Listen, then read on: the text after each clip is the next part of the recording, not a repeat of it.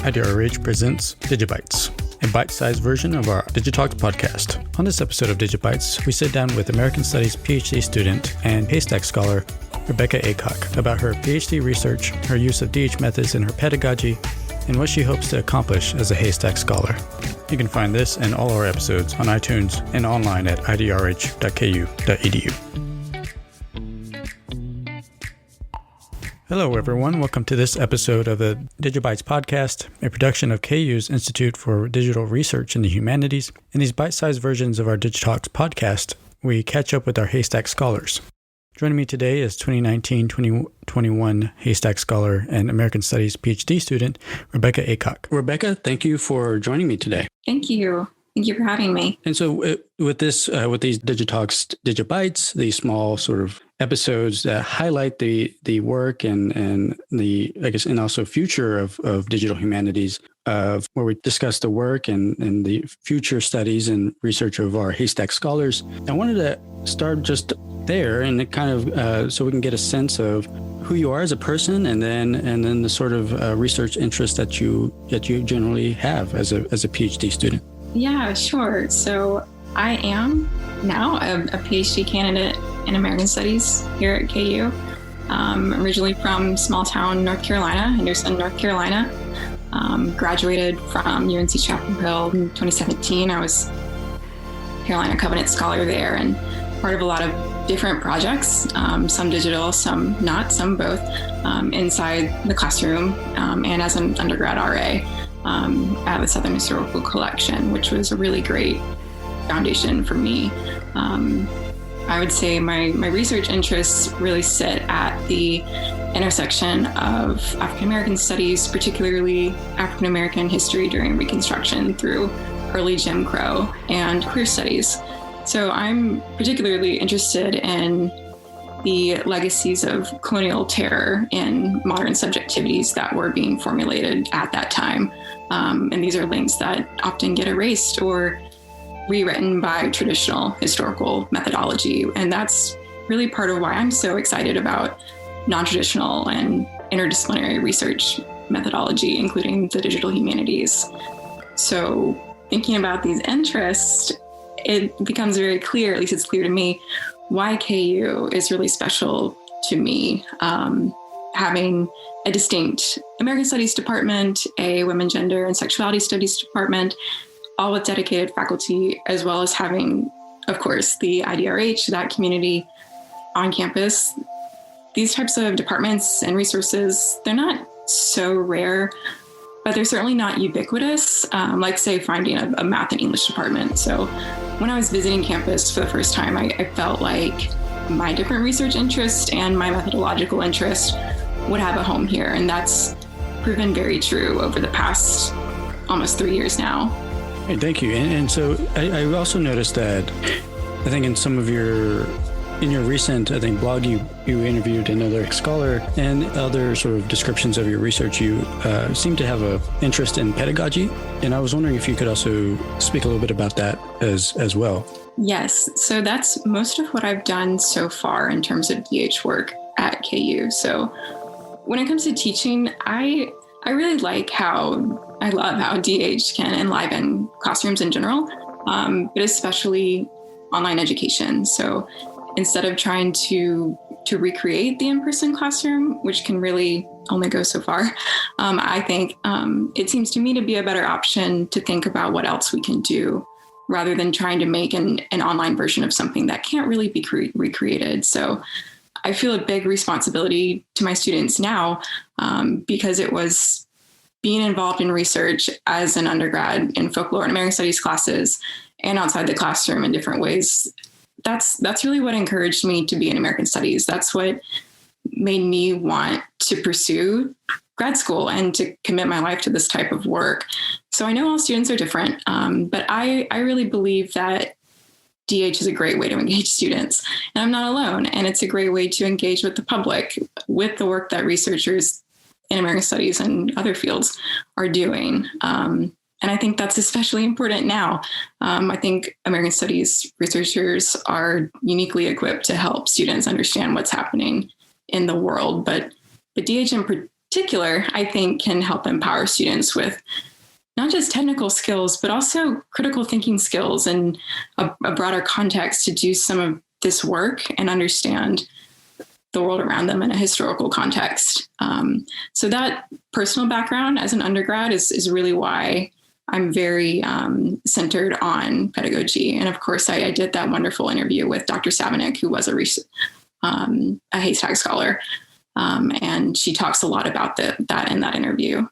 Bouncing off of that, your answer that you just gave, I figured that we could also get into a little bit more directly into what DH means to you. Well, I think about DH, if I'm following your question correctly, when I think about what made me really excited was its ability to respond to underrepresented, actively oppressed narratives in history. I think that it's very powerful, and I see that in teaching and in research.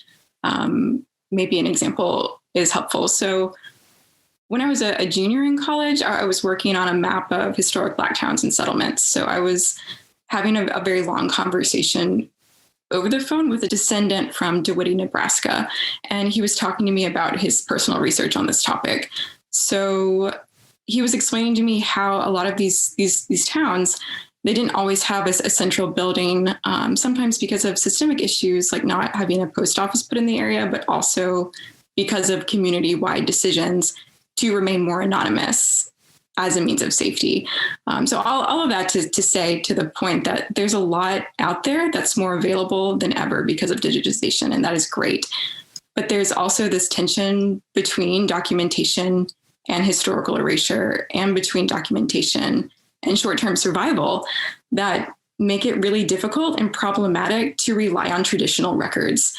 And that's something that a lot of people in DH take seriously. And I think that's something that was communicated to me as a student doing research on oppressed communities, silenced communities.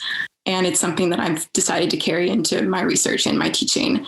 So it's exciting to me because DH can be about turning existing digitized resources into resources that we take into the classroom, or looking at born digital resources. But it's also about a really cool opportunity to invent new kinds of resources altogether. And that's really hard to do. But it's also a really exciting idea that we have the power potentially to build our own archives and to share them, and to draw our own maps and to share those too. That's not historically normal, or at least historically as inaccessible of an option for students and researchers. And so in the next question I have is, I know you mentioned, I think in our previous correspondence, that you may not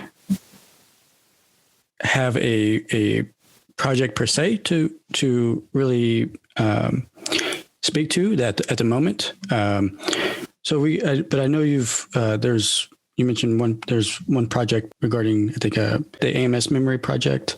But generally, if there are any projects that you are thinking of and starting your own, and basically how you wish to or hope to implement DH in any project or any of your other endeavors, like as a teacher as well. Yeah. So that project in particular, I called it, for the first time, American Identities in Public Memorial. I think the URL is amsmemory.wordpress. But yeah, that's been the center of my DH work so far. So the past 2 summers for my department, I've taught and incorporated a website project each summer. And the class, both summers, was an online section of American Identities, and that's one of our introductory classes. Part of the overall objective of this class is to kind of engage students in a conversation about what American means, what America means, what narratives and counter narratives are circulating about those definitions, and very broadly, how to talk about different facets of identity in a historical context. So the first summer was the year that I did the website project. I did it on WordPress, and I called it American Identities in Public Memorial, and that would later change. But the goal was really to have students study memorials, broadly defined, in their particular area, wherever they were that summer. Some of them were in Lawrence, some of them were not. And they wrote about it in relation to these themes of this class for a public class-wide website. This was a phased project, which I think is really important. I actually did it to replace some of the more traditional writing assignments, not add to them, which was important to me. I started with them doing fieldwork. They physically went to the memorial. I made a worksheet that kind of walked them through an analysis of their site. I think sort of those critical thinking skills and the idea of critical is not just a fancy way to say negative, is really important. Getting that really precise vocabulary is really helpful to students. But then I spoke to them all after their fieldwork on the phone, actually, one by one. I don't know how they might have felt about that. But I wanted to make sure they were on the right track early on. And I also wanted to really forge some kind of human connection with them, which can be very difficult in an online class. But I didn't want them to think that they were on an island alone in an intro level class doing new technical skills, probably. So then they did their blog post on their memorial. They added photos, all their own photos. Some of them were really beautiful, actually. They added different formatting. So they got to play with some of the WordPress skills beyond just copying and pasting onto a platform. And then they did rounds of peer review. So it ended up being a really beautiful website. And I was going to recreate it for the summer of 2020, but it changed to a mapping project instead of the field work because it just wasn't responsible to send them out into the world last summer.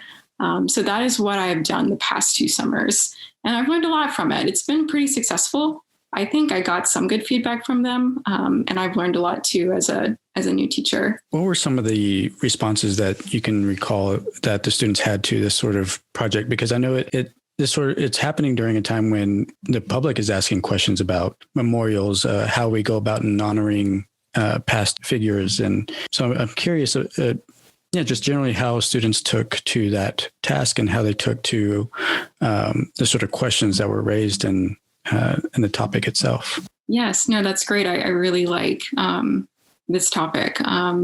But generally I had good responses to the projects. I think this is something that students want to talk about. And it's really important to give them space to do so in a productive way, to really take it into their own hands and take a look at what it means. Not just are you pro or con one particular memorial, but what does memorialization mean broadly? And that was really my objective, to think about memorials and what it means to perpetuating a particular American narrative, a particular idea of American identity. So I didn't go in assigning them a particular memorial. I didn't insist they do Confederate memorials, which have been mostly the focus of a lot of the calls for removal and protest. But I left it sort of broad for that reason. I didn't mean to shy away from the topic as much as I just wanted to make sure that wherever they were, they could find something that they could go and look at. A lot of them wrote initially, it was really interesting. They responded to the prompt initially very, I would call it book reporty. I could tell they were being, and they're so smart and they're very creative, but I could tell in the first round of their writing that they were trying to be diplomatic, just sort of quote, stick to the facts. I think that, it wasn't a research project in the sense that they were citing other people's sort of secondary opinions about these sites. They were doing some primary research on their own. So it was really in the second and third rounds of reading what they were writing that I saw them start to respond more critically and thoughtfully and think about the larger themes, which was really exciting. And I think it's so important to give them the time to do that. They're not just going to magically know how to do that or always feel comfortable expressing some of these feelings and analyses on paper for a professor they've never really seen before. So in the sense of that, a response is them responding to the work. It was, I think, fairly productive. I didn't have any nightmare stories, which is really good. I always, you anticipate it. But I did get some good feedback in the formal sense of student feedback that they did like doing a creative project, especially this past summer. I think a lot of them didn't have a lot of patience for this sort of traditional academic paper, which I think is fair. Very few of us have patience for much these days. So I have gotten good responses from students who liked learning the new skills, who liked being able to use photos and to do something more creative that was more close to home. What were some of the lessons that you took away, especially your first time implementing this sort of feature into the classroom, that you think others should know about that are thinking of doing something similar? Yeah, I learned a whole lot. I mean, like I think I mentioned, this is the first time I've ever taught independently anything. And I did a DH project both times, and it was definitely a learning process for me. I think keeping it simple and having all the support from my department and the IDRH made a big difference in that. But something I learned the first year, I would say, it's just a lot of practical things, just the order of things, how much time this work really takes. What I think is going to take a long time is not so bad. And then problems with any technical digital stuff, how it just comes up unexpected. So you want to really plan for that. But thankfully, I didn't have any disasters. One kind of practical takeaway was that I wish I had done video tutorials my first year. And that's a change I made the second year. I think we can all relate to the feeling when someone explains something to you and you're like, oh, thank you. Okay, now show me.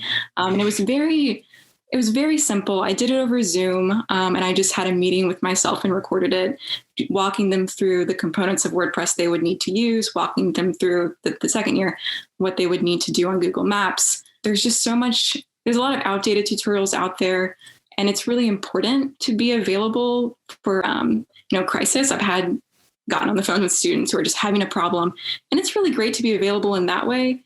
But you don't want students to feel like they can only reach out to you if there's some sort of disaster.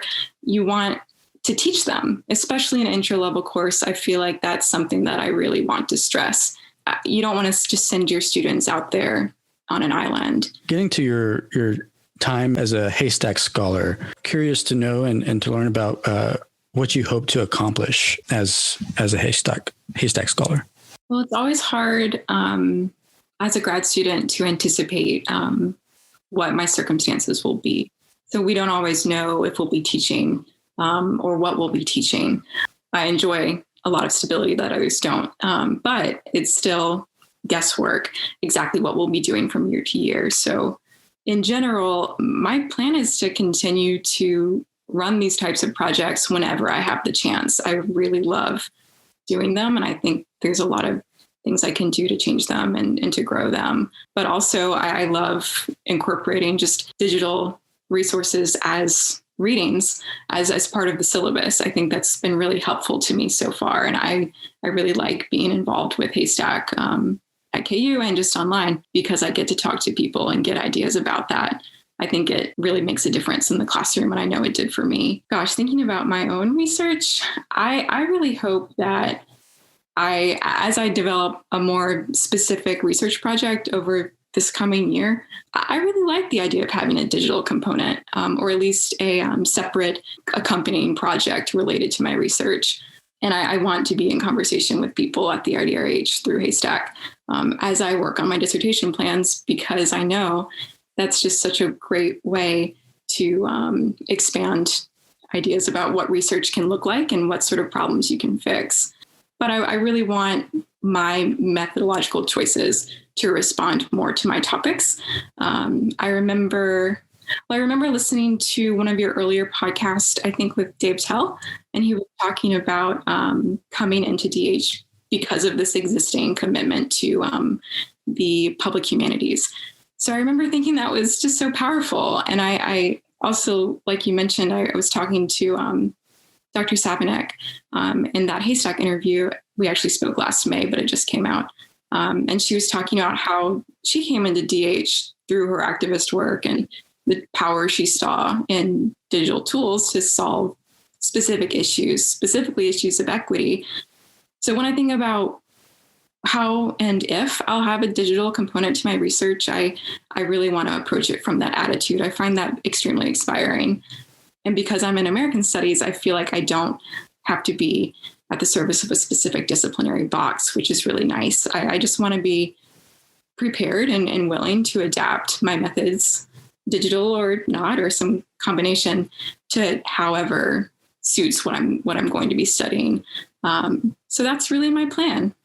Awesome. Yeah, that interview with Dave Tell was great on a number of fronts, and I too share yours and Dave's sort of commitment to public scholarship and this need to engage more meaningfully with the public regarding our research.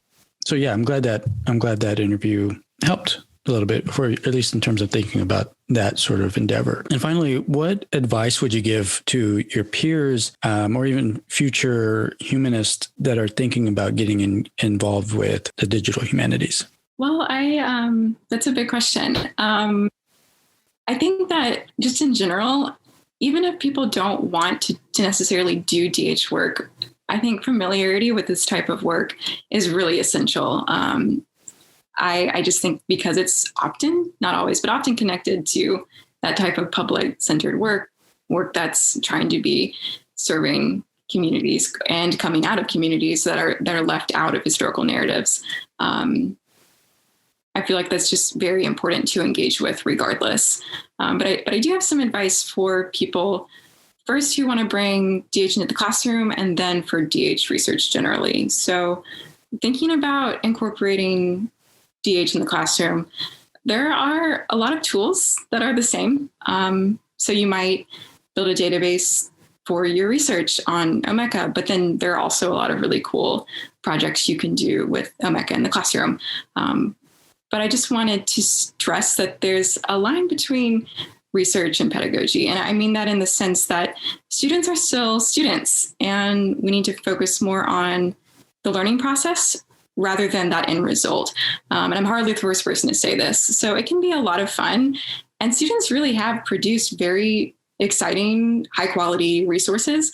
But at the end of the day, these are just not groups of like instructors, unpaid research assistants. And the emphasis, I think, really needs to remain on the learning process and what digital work can bring to the table for that, and not like a neoliberal logic that turns classrooms into workplaces that are obsessed with this deliverable end product.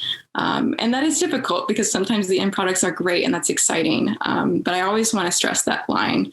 And then thinking about DH as part of research, I would say the most important advice I could give, because it served me really well, is to really lean on peers beyond your institution and embrace internet community. Part of the beauty, I think, of digital space is that it can transcend arbitrary colonial borders, but also very real barriers of space and time. And we have the chance to learn from others and collaborate with others. Torn Apart Separatus Project is really a great example of this.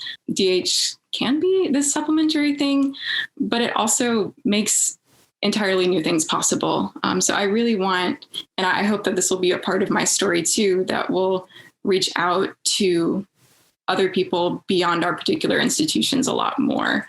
But I know that's really broad. So I will give one final piece of advice that I think that anyone can do DH work. And I don't think anyone has to be technically savvy or feel like they have to learn how to code or whatever to be in DH. Whenever I want to do something, and take this advice with a grain of salt, but I just kind of assume that I'll figure it out. I don't have a really technical background. I don't have any formal training in any of the platforms I have ever used. I just think about what I want something to look at. Sometimes I draw it out on paper, which is a weird origin for DH. But then I just figure I'll learn the technical skills later. And that doesn't just come from my own, naive confidence, but it comes from knowing that there's a lot of brilliant people out there who are experienced, who I can learn from. And that's really exciting. People online and people at KU. So when I think about people who want to get into DH, people who want to be good at DH, I don't think that's about being good at technical skills per se. I think it's about loving to learn and being in an environment that actually supports learning, which is not always the case. But it's not about those deliverable end products or competition, which always stifles creativity, and all things good. But it's about more of a spirit of a pursuit of knowledge. Great. Thank you, Rebekah. And with that, I just want to thank you again for taking the time to join me today and for sharing your thoughts about the digital humanities. Thank you. Thank you for having me.